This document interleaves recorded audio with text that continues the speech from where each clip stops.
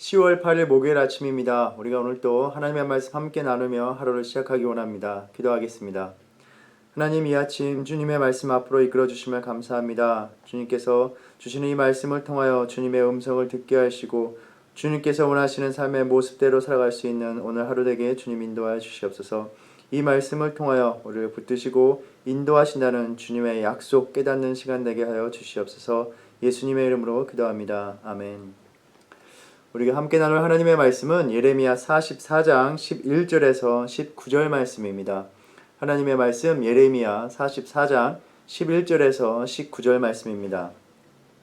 그러므로 만군의 여호와 이스라엘의 하나님께서 이와 같이 말씀하시니라. 보라, 내가 얼굴을 너희에게로 향하여 환란을 내리고 온 유다를 끊어버릴 것이며 내가 또 애굽 땅에 머물러 살기로 고집하고 그리로 들어간 유다의 남은 자들을 처단하리니 그들이 다 멸망하여 애굽 땅에서 엎드러질 것이라. 그들이 칼과 기근에 망하되 낮은 자로부터 높은 자까지 칼과 기근에 죽어서 저주와 놀램과 조롱과 수치의 대상이 되리라. 내가 예루살렘을 벌한 것 같이 애굽 땅에 사는 자들을 칼과 기근과 전염병으로 벌하리니 애굽 땅에 들어가서 거기서 머물러 살려는 유다의 남은 자 중에 피하거나 살아남아 소원대로 돌아와서 살고자 하여 유다 땅에 돌아올 자가 없을 것이라. 도망치는 자들 외에는 돌아올 자가 없으리라 하셨느니라.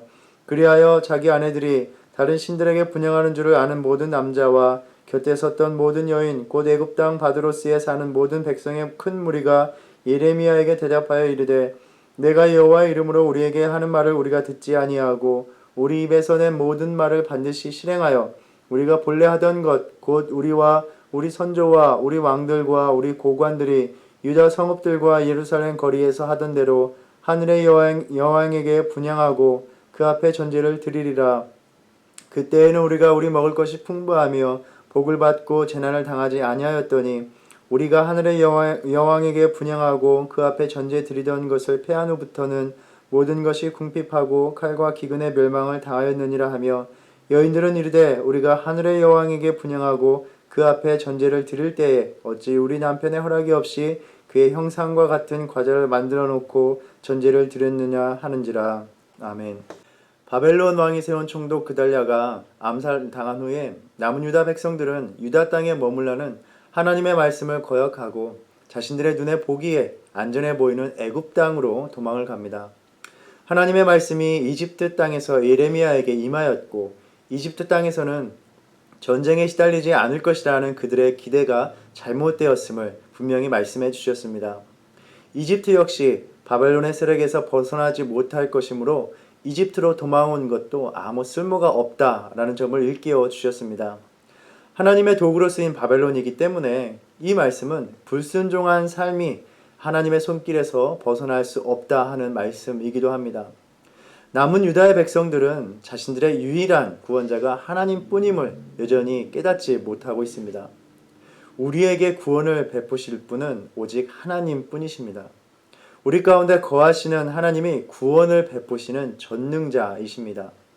오늘도 이 말씀을 통하여 이것을 깨닫는 저와 여러분이 되기를 바랍니다. 이를 깨달은 시편 기자는 고백합니다. 내가 산을 향하여 눈을 들리라. 나의 도움이 어디서 올까? 나의 도움은 천지를 지으신 여호와에게서로다. 아멘. 하나님의 백성의 안전은 이 세상의 그 어떤 힘이 보장해 주는 것이 아니라 오직 하나님만 보장해 주십니다. 하나님의 백성이 하나님이 아닌 다른 것들을 의지할 때 오직 하나님만이 그의 의지가 된다는 것을 깨닫게 하시기 위해서 그 의지하는 것들을 철저히 무너뜨리시는 것을 우리는 성경의 모든 이야기를 통해서 또 우리들의 삶을 통해서 보고 있습니다. 오늘 본문도 계속해서 이집트에 거하는 그 남은 백성들에게 주시는 말씀입니다. 어제 묵상한 본문에서 주님께서는 지난날 유다에 내리신 그 재난을 상기시켜 주셨습니다. 내가 나의 종 선지자들을 부지런히 보내어 가증한 일을 행치 말라 하였음에도 불구하고 그들이 듣지 아니하고 다른 신들을 섬기고 그 악에서 돌이키지 아니하므로 나의 분과 노를 쏟아 유다 성읍과 예루살렘을 황폐하게 만들었다라고 분명히 말씀하셨습니다. 그런데 이 불순종의 악한 역사가 지금도 계속해서 반복되고 있다라고 한탄하시는 것입니다. 이 애굽 땅에서도 여전히 하나님 앞에서 그 악을 저지르고 있다라고 꾸짖으십니다. 제3자의 입장에서 보면 참으로 기가 막히는 모습입니다. 이들은 하나님이 내리신 심판에 대해서 그저 들은 사람들이 아닙니다. 자신들의 눈으로 직접 목격하고 겪은 사람들입니다. 2절 말씀에 보면 너희가 내가 예루살렘과 유다 모든 성읍에 내린 모든 재앙을 보았느니라 말씀하셨습니다. 그러한 재난을 당할 만한 삶, 심판받을 만한 삶을 하나님 앞에서 지금도 여전히 살아가고 있다고 아주 통렬하게 지적하며 말씀하십니다. 사실 이 남은 백성들은 깨달을 만도 한 사람들이었습니다. 우리 역시 마찬가지입니다. 하나님이 행하신 모든 일을 보고 깨달을 만한 사람들입니다. 그런데 왜 불순종의 역사는 계속되는 것인가? 신앙을 돌아다 보면 참으로 미스테리한 것처럼 생각됩니다. 이 남은 사람들은 하나님의 말씀에 순종하여 바벨론을 섬기며 살려고 했던 사람들이었습니다. 그러나 이스마엘이 그들을 살해하면서 예상치 못한 상황이 벌어졌습니다. 요하난과 남은 백성들은 이 상황에서 예레미야에게 나와서 하나님의 뜻이 무언가를 물었습니다. 이때까지만 해도 하나님께 순종하려는 듯한 모습이었습니다.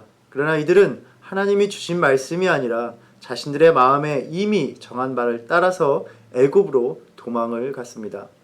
마치 복종하려는 모양새는 취하였으나 하나님의 말씀이 그저 자신들의 뜻과 일치되기를 기대했을 뿐입니다. 이 모습을 보면서 왜 그들은 또다시 하나님의 심판을 당한 그 상황에서까지 불순종하게 되는가를 생각해 보게 됩니다. 우리에게는 참으로 많은 여러 가지의 불순종의 이유와 모습들이 있습니다. 때로는 교만하고 완악하여 하나님 없이도 살 수 있다고 생각하며 하나님 앞에 불순종합니다. 그런데 이러한 교만이 깨어지는 순간에도 우리는 불순종할 때가 많이 있습니다. 그 이유 중에 하나가 오늘 본문 그 내용들을 살펴볼 때 두려움이 아닐까 생각해 봅니다. 두려움에 사로잡힐 때 하나님의 말씀을 듣는 귀와 마음을 닫아버리게 됩니다. 남은 유다 백성들은 바벨론이 세운 그 지도자가 죽는 일이 발생하자 거기에 대한 보복이 자신들에게 있을까 임할까 두려워했을 것입니다. 겨우 살아남았는데도 다시 멸망하게 될지도 모른다는 그 생각에 두려웠을 것입니다. 42장 11절에 그 심정을 아는 하나님께서 이렇게 말씀하셨습니다. 너희는 너희가 두려워하는 바벨론의 왕을 겁내지 말라. 내가 너희와 함께 있어 너희를 구원하며 그의 손에서 너희를 건지리니 두려워하지 말라. 두려움에 사로잡힐 때 우리는 하나님께 순종할 그 마음을 두려움에 빼앗기고 맙니다. 두려운 마음은 하나님을 신뢰하지 못하게 만들어버립니다. 오히려 하나님을 원망하게 하고 그 삶의 모든 불행을 하나님께서 만드신 것처럼 생각합니다. 아마도 이 남은 백성들은 이 심판은 겨우 면하게 하시고서는 왜 또다시 그들을 죽게 만드셔서 우리를 위험에 빠지시게 하는가라고 하나님이 그렇게 행하신다고 생각했을 것입니다. 이 두려운 마음들을 우리는 성경의 이야기를 통해서 많이 봅니다. 이집트의 구원의 사건에서 하나님의 놀라운 일을 경험한 그 이스라엘 백성들이 그 놀라운 하나님의 능력을 경험했음에도 불구하고 바벨론의 군대가 자신들을 쫓아올 때 심히 두려워하여 하나님께 부르짖었다라고 합니다. 그때 모세는 그들에게 말합니다. 너희는 두려워하지 말고 가만히 서서 여호와께서 오늘 너희를 위하여 행하시는 구원을 보라. 또 하나님께서 주시는 그 약속의 땅, 그 풍요로움을 보고도 이들은 그 땅의 백성들을 두려워했습니다. 그때도 모세는 그들에게 말합니다. 다만 여호와를 거역하지 말라. 그 땅 백성을 두려워하지 말라. 두려움은 하나님을 원망하고 거역하게 만들어버립니다. 혹시 오늘 우리가 또 내가 하나님께 온전히 순종하지 못하는 그 이유가 두려움은 아닙니까? 어떤 두려움이 하나님을 온전히 신뢰하지 못하게 만들고 있습니까? 우리 성도님들은 오늘 어떤 두려움의 현실 속에 계십니까? 사실 우리의 불안정하고 불확실한 삶은 두려워할 일들이 너무나도 많습니다. 육신이 쇠약해지는 것이 두렵고 또 고통이 두렵고 또 세상의 작은 자가 되어 무시당할까 두렵고 실패가 두렵고 궁핍하여질까 두렵고 나의 변한 상황에서 다시 이전처럼 존중받지 못할까 두렵고 앞으로 다가오는 많은 어려움들을 감당할 능력이 이전보다 없어질까 두렵습니다. 이 두려움들이 하나님을 신뢰하기보다는 당장에 이 두려움들을 벗어날 곳과 벗어나게 할 수 있을 것만 같은 그러한 대상들을 찾아 헤매게 만들어 버립니다. 믿음으로 순종한다는 것은 악한 삶에서 떠나서 주님께로 돌이키는 것이기도 하면서 이 우리 삶의 두려움을 걷어내고 하나님만을 의지하며 신뢰하는 것을 의미하기도 합니다. 우리 아버지 되시는 하나님께서는 우리가 연약하여 이 삶에서 참 많은 두려움을 갖고 살아가고 있다는 것을 알고 계십니다.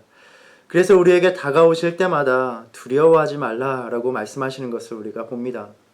나의 삶에서 때론 멀리 계신 것 같고 또 나의 삶에 무관심하시는 것 같은 하나님께서 어떻게 그렇게 나의 삶의 불안과 염려와 걱정이 많은 두려운 나의 마음을 알고 계실까요? 예수님께서 우리에게 말씀하셨습니다. 너희에게는 심지어 머리털까지도 다 세신 바 되었으니 두려워하지 말라. 너희는 많은 참새보다 더 귀하니라. 우리는 하나님이 귀하게 여기시는 하나님의 자녀이기 때문에 하나님께서 우리의 삶을 속속들이 알고 계십니다. 두려워하지 말라라고 하셨습니다. 그냥 마음을 굳게 먹으라라고 하신 것이 아니라 내가 너와 함께 할 것이니 두려워하지 말라고 하셨습니다. 다시 42장 11절을 보면 내가 너희와 함께 있어 너희를 구원하며 그의 손에서 너희를 건지리니 두려워하지 말라고 하셨습니다. 너희들을 지켜보다가 바벨론의 손에 떨어지면 그때 나타나서 구원하신다는 것이 아니라 너희가 바벨론을 두려워하는 그 순간에도 함께 있을 것이다 라고 말씀해 주셨습니다. 하나님께서는 두려움을 불러일으키는 수많은 상황에서 전능의 하나님이 우리와 나와 함께 계심을 알고 오늘도 우리가 두려워하지 않기를 바라고 계십니다. 왜일까요? 주님은 우리를 그 어떤 삶의 상황에서도 구원해 주실 수 있는 분이기 때문입니다.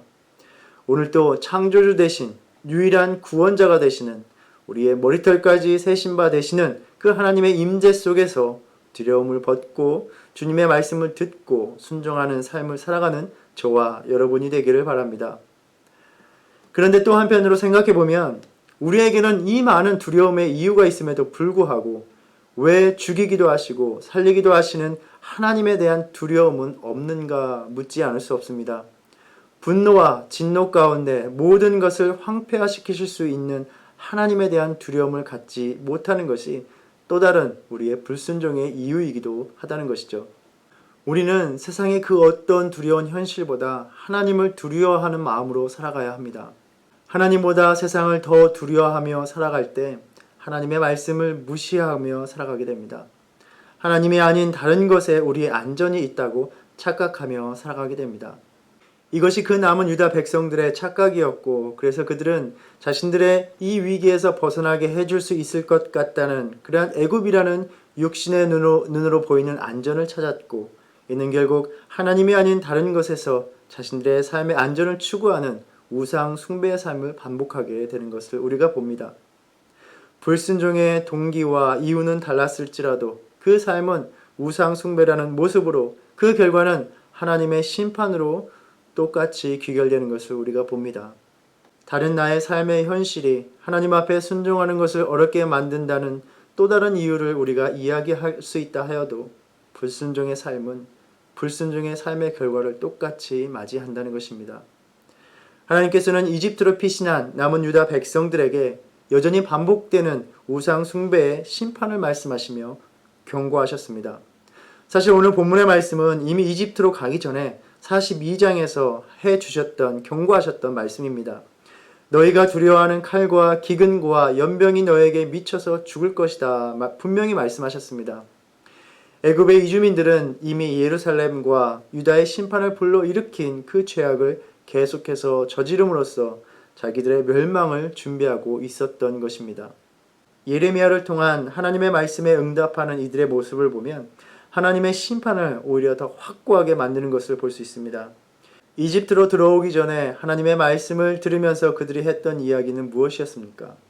42장 6절에 보면 우리가 당신을 우리 하나님 여호와께로 보냄은 그의 목소리가 우리에게 좋든지 좋지 않든지 막론하고 순종하려 함이라. 하나님의 말씀이 좋지 않다 하여도 순종하겠다고 하던 사람들이었습니다.